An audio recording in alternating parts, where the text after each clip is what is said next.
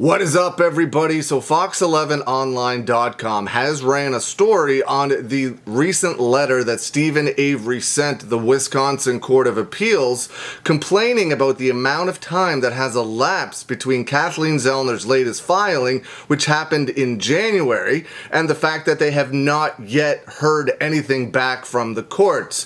It looks like the courts were supposed to have responded within 90 days, and that has way more than passed, and they haven't heard anything yet. Now, here's what Fox 11 Online says, and I will link it in the description below so you can have a view for yourself. Stephen Avery criticizes judge for delayed decision in post-conviction motion. Stephen Avery is again complaining about the lack of decision in his latest post-conviction motion. Stephen Avery is serving a life sentence for the murder of freelance photographer Teresa Halbach.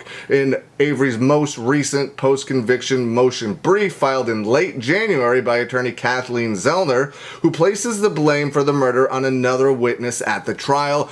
They don't state who there, but we all know that it's Bobby Dassey who they are referring to. He has requested an evidentiary hearing so that the court can hear from an eyewitness who says they saw this alternate suspect with Teresa Halbach's vehicle, which Zellner claims was then used to plant evidence against Stephen Avery. Prosecutors have opposed the request.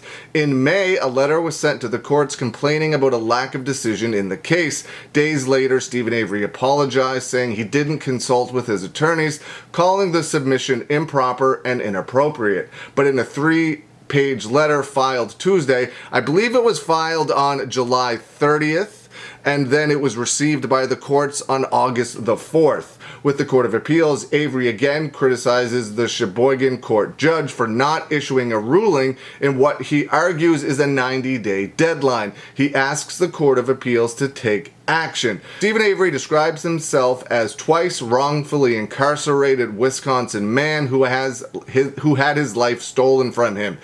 It states here that the spelling and punctuation are taken from the original document. I did a video on this previously as well, and I did mention the typos and such that were in that original document, which led me to ask, who do you think wrote this for Stephen Avery? Do you think Stephen Avery wrote it himself? Do you think he had help? Do you think someone did it entirely for him? There's a lot of giant legal language in that letter that he wrote, so I'm going to assume somebody at least helped him with it.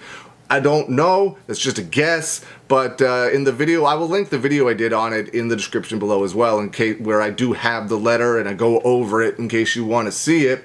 The 90-day period has now elapsed, where then is the certification notification as prescribed above. Has the judge been disabled by sickness? Has the judge failed to comply with these requirements?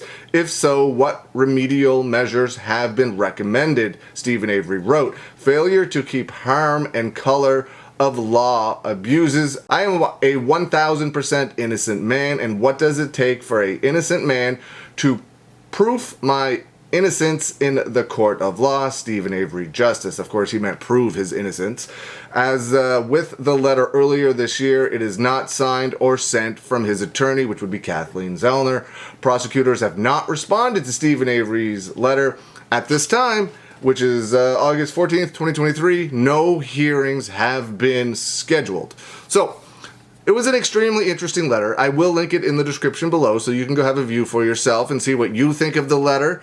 As well, if you are familiar with the letter, who do you think wrote it? Who do you think is behind it? Do you think Kathleen Zellner has anything to do with it at all? Do you think someone else is pushing Stephen Avery to write these letters? Let me know what you think. Hope you're having a good day, and I will see you again soon.